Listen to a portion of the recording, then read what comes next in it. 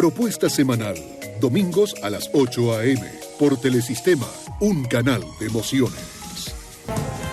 La entrevista del Telematutino es gente importante a tratar temas importantes. ¿Qué tema más importante que el tema del comportamiento de las personas? Y qué bueno conversar con un eminente psiquiatra, el doctor José Miguel Gómez, como señaló Jacqueline, premio de medicina, académico. Bueno, me decía que ya había dejado la academia. Sí. Pero un articulista y autor de muchas obras. Autor de muchísimas obras de interés en el área de la psiquiatría. Doctor, muchísimas gracias por aceptar nuestra invitación. Feliz año.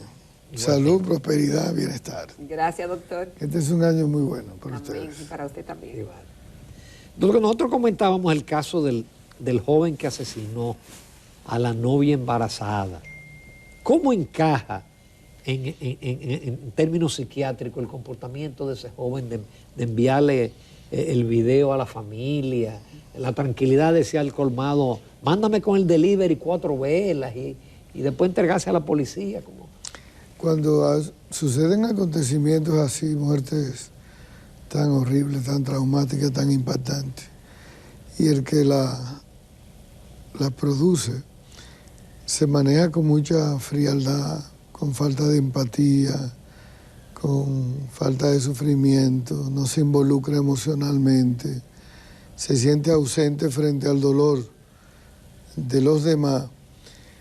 Eso solamente lo hacen los psicópatas. Los psicópatas desalmados son los que producen muertes horribles y se mantienen fríos, como si no hubiese pasado nada. Es decir, no hay aflicción ni se involucran y lo planifican y luego que lo producen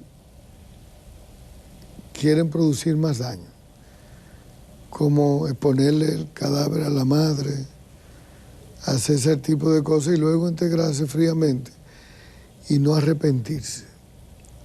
Esos comportamientos que ya uno los ha visto en hospitales psiquiátricos, que uno los ha visto en cárceles, que uno los ha visto dentro de la historial, lo hacen los psicópatas. Doctor, la psicopatía es un problema de personalidad del individuo y si todos los psicópatas llegan a cometer ese tipo de actos, o hay psicópatas funcionales que andan ahí en la calle y no sabemos que lo son, o cómo se describen y si tiene tratamiento, si es farmacológico, si es de otro tipo de abordaje y cómo se manifiesta. La mayoría son funcionales y de hecho en el sector poder empresarial, social, en la comunidad, hay muchas personas con trastorno antisocial de personalidad. Pero no todos llegan a cometer una atrocidad así. No, porque no todos llegan a ser psicópatas desalmados. Hay un grado de psicopatía que es funcional, que está en la sociedad, que hace otro tipo de transgresiones, que hace otro tipo de aflicciones y de maldades, pero que no llega a producir muertes en serie, asesinatos en serie. Ya el que llega a hacer asesinatos en serie es el psicópata desalmado, el psicópata muy disfuncional, el psicópata que su nivel de daño emocional, su estructura social están dañadas.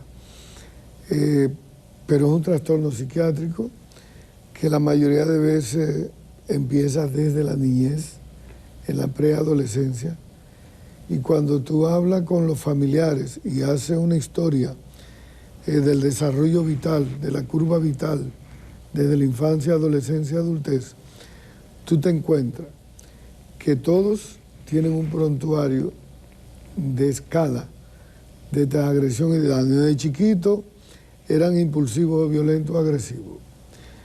Le hacían daño a animales, desafiaban la autoridad, no se acogían a ningún ordenamiento.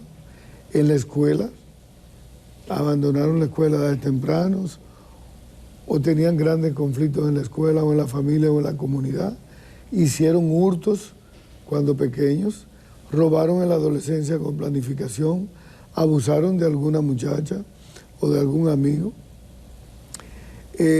empezaron en relaciones sexuales tempranas o drogas, y lógicamente de ahí en adelante tú te das cuenta que siempre transgredieron, desafiaron las normas familiares. Doctor, ¿eso es genético o la persona se hace psicópata? ¿Nace psicópata o se hace? Hay muchos estudios que se habla de alteraciones importantes en la neurociencia del cerebro a nivel del lóbulo frontal, pero también incide mucho los factores multifactoriales.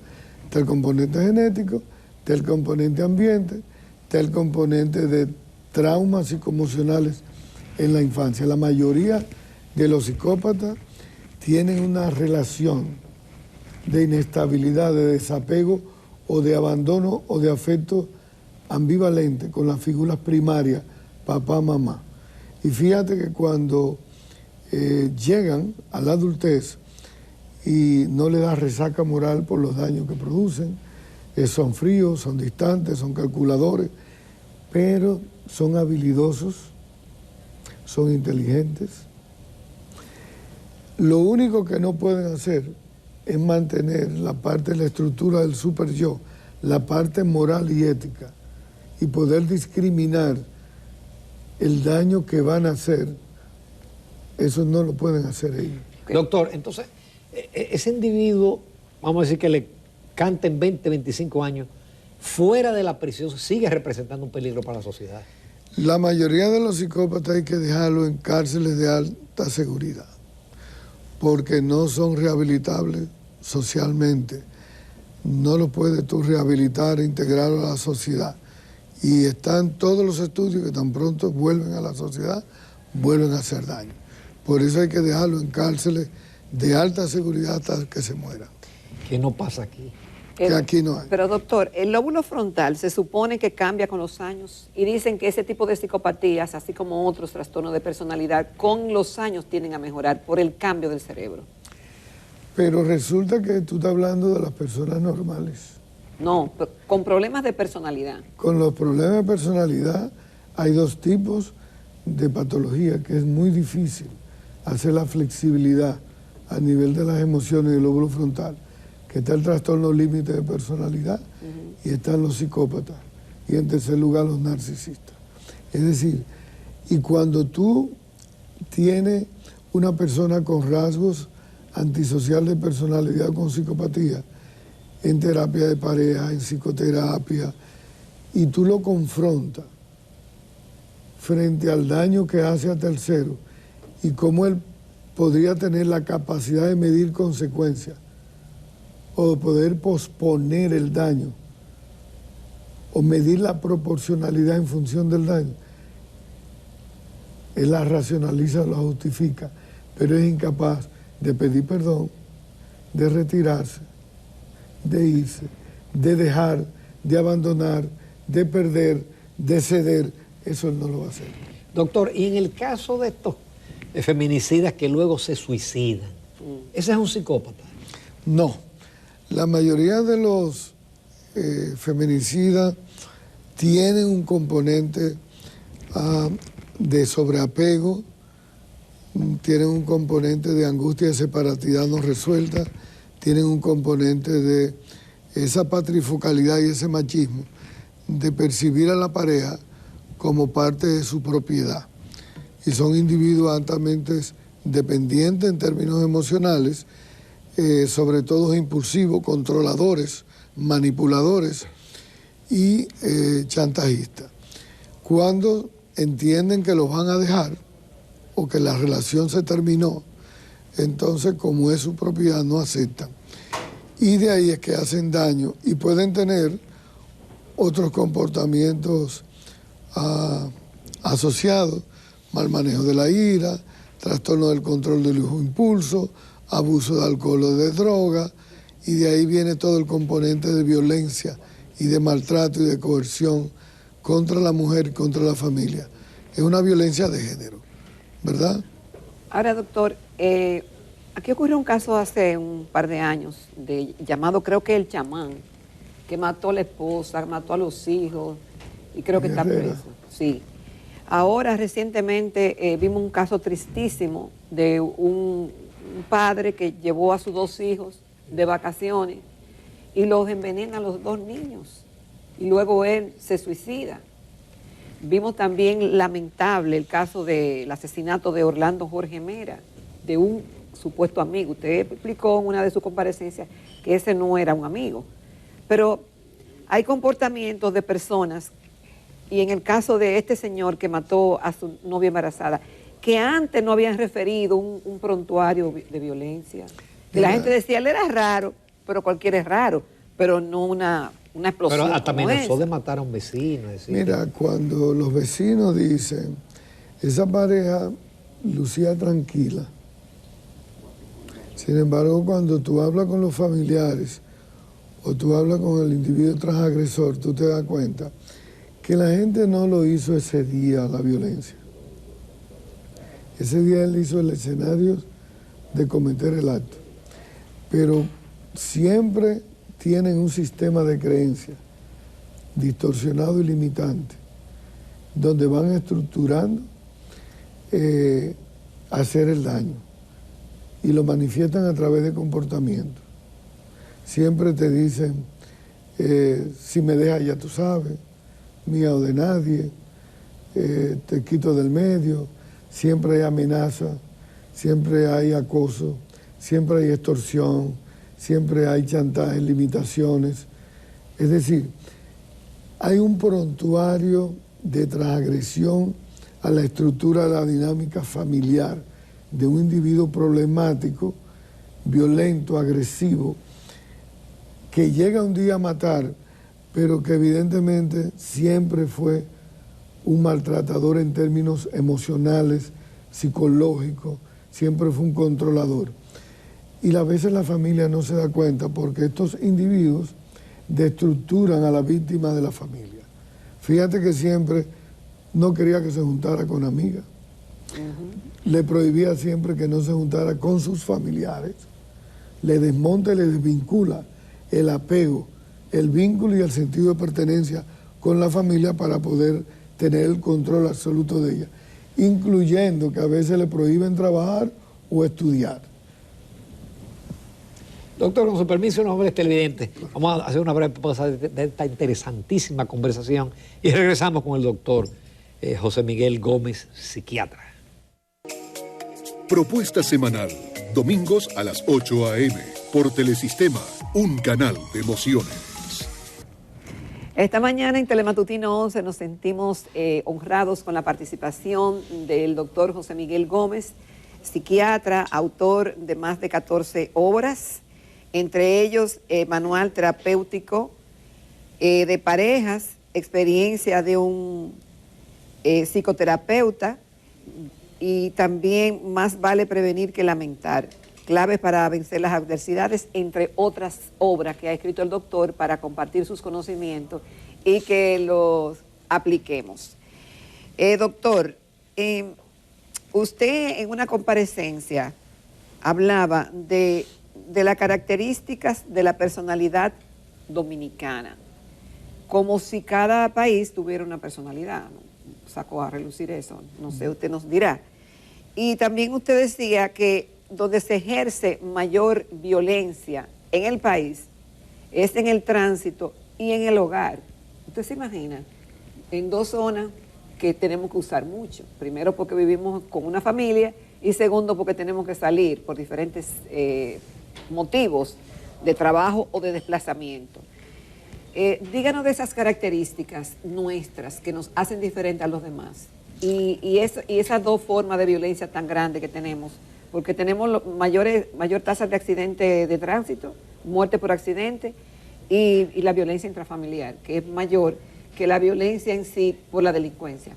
Mira, me refería a que el comportamiento social del dominicano, desde ser una cultura gregaria, solidaria, muy corporal, muy afectiva.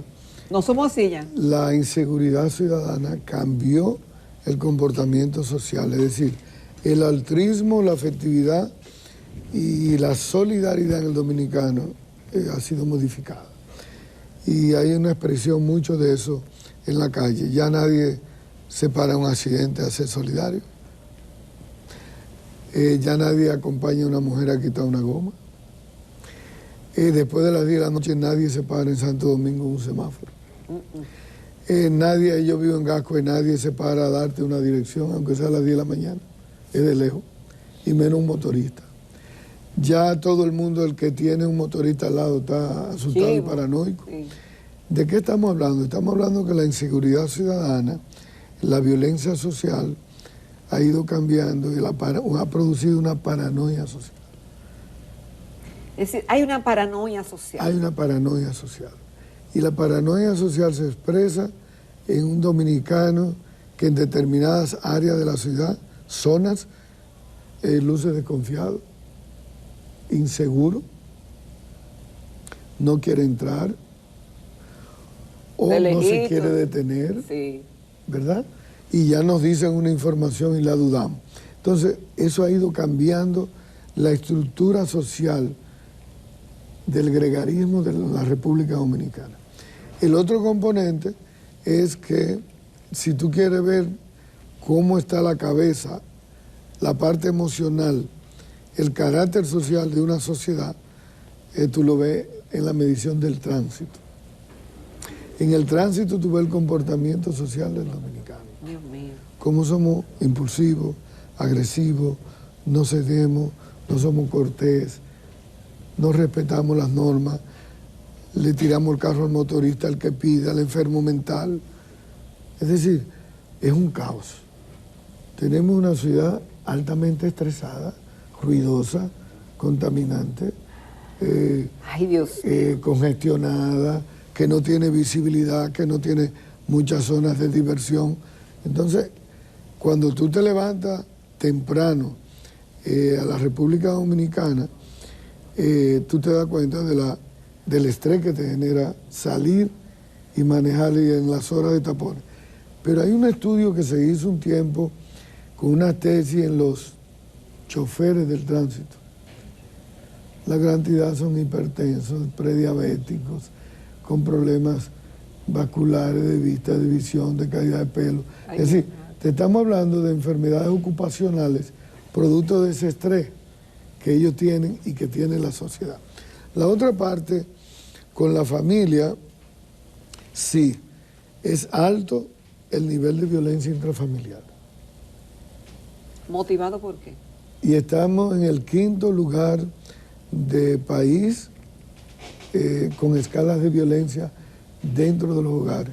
Y fíjate que es preocupante porque en la República Dominicana se ha ido destructurando la dinámica familiar, ha ido cambiando. No es que la familia esté en crisis, es que la economía ha cambiado la estructura social de la familia. Fíjate que casi el 34.8% de la familia son matrifocales, son monoparentales, son dirigidos por una mujer. Muchas son familias rotas y disfuncionales. Pero una familia rota y disfuncional es una familia violenta. No necesariamente violenta, pero es una familia de alto riesgo social, porque es una familia que está en la marginalidad, que no tiene acceso a educación, a agua potable, a electricidad, a escuela, a vivienda, donde son familias numerosas y los niños deambulan por las calles y nadie los vigila.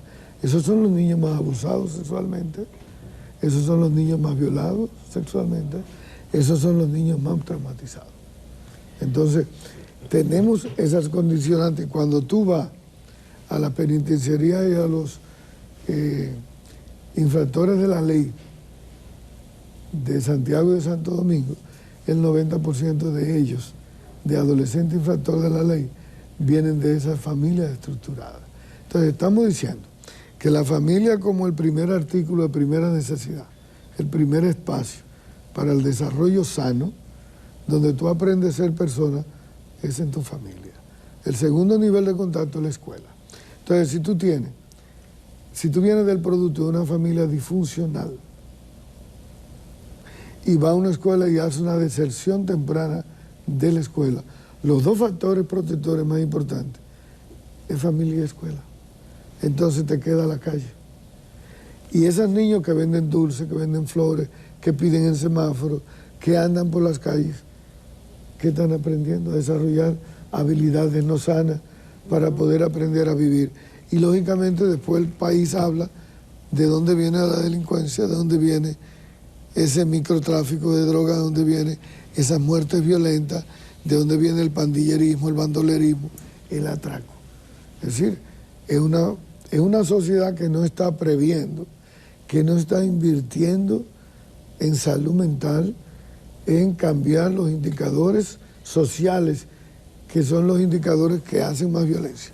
Doctor, y cuando usted se le agrega a eso el problema haitiano, ya de haitianos que el mercado laboral no los absorbe, sino que están en las esquinas, jovencitos, vendiendo de todo, y que a su vez va a surgir una generación adicional. Es decir, eso todavía nos representa todavía un peligro más para el tema de la delincuencia. Está representando ya un tema para la delincuencia y va a presentar en los próximos años muchos más problemas sociales en República Dominicana.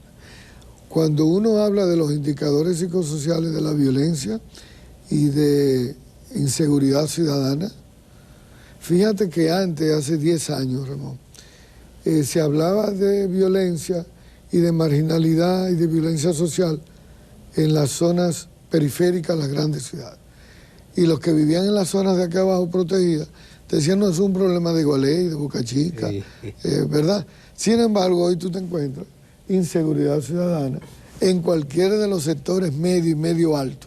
Significa que ha ido bajando, significa que se ha ido desplazando. Doctor, ¿y cómo planificar para tener una mejor salud mental en la población? Mira, aún con las carencias que tenemos, se trazan políticas, se hacen intervenciones, mayor número de profesionales de la conducta, psicólogos, terapeutas, y eso al servicio de la familia. Mira, este es un programa que se escucha. Yo quiero hacer un llamado al presidente de la República y a la primera dama Raquel. Atención, presidente Abinader. Mira, y doña Raquel. La Organización Mundial de la Salud está diciendo que después del COVID, del 20 al 30% de los ciudadanos de cualquier región de los países tiene una vulnerabilidad para padecer un trastorno mental. ¿Usted lo cree? Sí. Por el COVID. Y lo estamos viendo, no solamente por el COVID. Es decir, las enfermedades mentales se han triplicado y se han duplicado. Entonces, la República Dominicana, el desafío de este 2023, tiene que invertir más en salud mental. Estamos invirtiendo el 1%, menos del 1% del presupuesto en salud mental, cuando debe ser un 3, un 2%.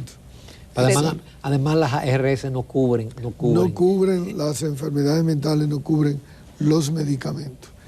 Y tú te encuentras no solamente la inequidad que hay en la distribución de la riqueza, tú te encuentras que hay regiones en República Dominicana completas que no tienen camas de salud mental. El este completo, que vino Fiona y lo arrasó, y te demostró que siendo la zona más próspera de inversión en turismo, donde se percata más riqueza y se produce más riqueza, también es la zona más pobre, más vulnerable. Hay tercero, que es de las provincias más pobres, está en el 4º lugar. Entonces te está diciendo que si tú vas a Higüey, La Romana, Atomayor, El Ceibo, San Pedro de Macorís, no llegan a 10 camas de salud mental. Es decir, que si un ciudadano tiene una condición de bipolaridad, una condición de esquizofrenia, de depresión, de intento de suicidio, de una crisis emocional que amerita un internamiento. O de lo que se llama un breakdown, que es como un ataque de nervio, lo que sea. No, un ataque de pánico. De pánico. Un trastorno de ansiedad, gracias. No tiene un acceso a una cama en salud mental. Entonces, y hemos visto que estas 2 semanas, final de año, 2 enfermos mentales le quitaron la vida a un policía y a otra persona en República Dominicana. Tenemos una gran cantidad de enfermos mentales deambulando y viviendo en las calles. Y esos casos, porque hay quien habló de manicomio. Pues es una figura del pasado. No, mira lo que pasa. El manicomio se cometió el error de modificarlo y de implementar algo bueno, que era una rehabilitación psicosocial, que la empezamos cuando yo fui director del hospital psiquiátrico.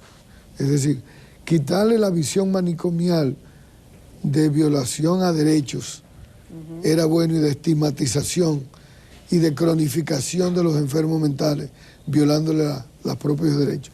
Eso fue bueno. Ahora, fue que lo rehabilitaron y lo pusieron solamente para pacientes crónicos que iban a entrar a una rehabilitación psicosocial. Aquellos que estaban allí, que era el 60% de la población del hospital psiquiátrico, que no tenían familia. Ahora ya el hospital psiquiátrico no recibe pacientes nuevos agudos y tenían que construir las unidades de intervención en crisis, las de agudo en hospitales provinciales, regionales, y tenían que construir los centros de rehabilitación psicosocial para recoger los enfermos de la calle, rehabilitar. Bueno, pues nada de eso se hizo. Y hoy tú te encuentras que hay un déficit de camas de más de 200 o 300 mil camas en República Dominicana, y regiones como el sur profundo no tienen acceso a servicios. No hay psiquiatras, no hay psicólogos. Entonces tú tienes provincias importantes que no llegan a 20 a 30 camas, como Santo Domingo, no llega a 50 camas en el sistema de un programa de inserción de respuesta a un paciente agudo. Entonces, yo pienso que la salud mental sigue siendo la gran cenicienta. Si la ARS no cubren las enfermedades mentales, quedaron excluidos los medicamentos.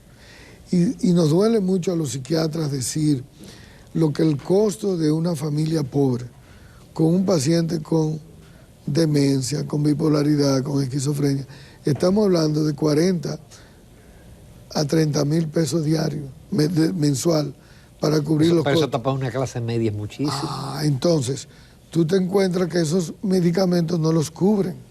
Entonces, por eso es que estamos pidiendo, desde la Sociedad de Psiquiatría, el Colegio Médico, que se revise esa Ley General de Salud. Eso tienen que revisarlo, porque es excluyente, es deshumanizada, no da respuesta a la cobertura nacional de enfermedades. La mayoría de enfermedades crónicas no las cubren, ni los medicamentos. Entonces, estamos hablando de una sociedad del siglo XXI. No estamos hablando de una sociedad que no está articulada. Esta es una sociedad que está articulada. Entonces, van a tener que buscarle respuesta a eso. Doctor, solamente nos resta agradecer esta cátedra que usted nos acaba de dar, y ojalá lo escuchen, ojalá le pongan atención. Eso esperamos. Muchísimas gracias, doctor Gómez. Muchas gracias a ustedes, buen día. Esperamos que les vaya muy bien. Gracias. Nos vamos al comercial, amables televidentes, retornamos a la recta final del Telematutino 11.